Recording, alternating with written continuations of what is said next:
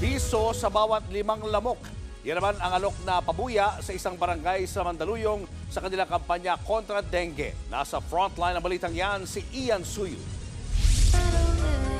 Masigla at masayahing bata ang grade 9 student na si Chantel ayon sa kanyang lola.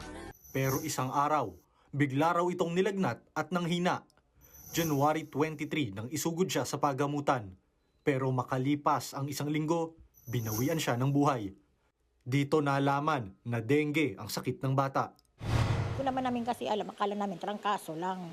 Hindi man namin nakalain kasi siyempre, hindi namin ma-expect dengue yun eh.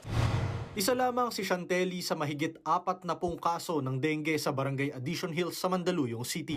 Dahil sa takot na magaya sa Quezon City na kasalukuyang may dengue outbreak, naglunsad ng proyekto ang barangay para maagapan ang pagtaas ng dengue cases. Yan ay ang piso para sa mosquito.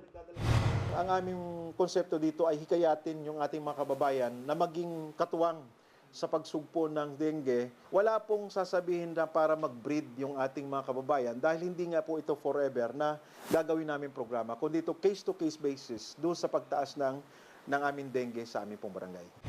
Nandito tayo ngayon sa Barangay Hall ng Addition Hills kung saan nandito nga sa aking tabi yung prototype aquarium na gagamitin para sa programa nila na piso para sa mosquito. Ang system nito, ito yung aquarium, may kinabit sila na UV light sa loob. At dito sa butas na ito, ipapasok yung mga lamok na mahuhuli ng mga residente. Pag dinala dito at pinasok, once daw na lumapit yung mga lamok na yan sa UV light, ay instantly mamamatay daw kagad yan.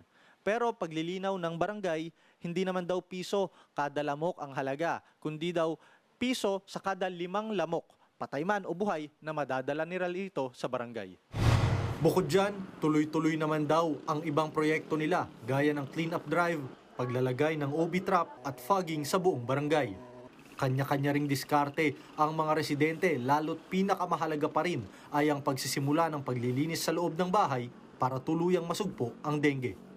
Nagbabalita mula sa frontline, Ian Suyu, News 5. Mga kapatid, Cheryl Cosim po, huwag maging huli at maging una sa lahat sa balitaan. Para sa tuloy-tuloy na talakayang sa Frontline, mag-follow at mag-subscribe sa social media pages ng News 5.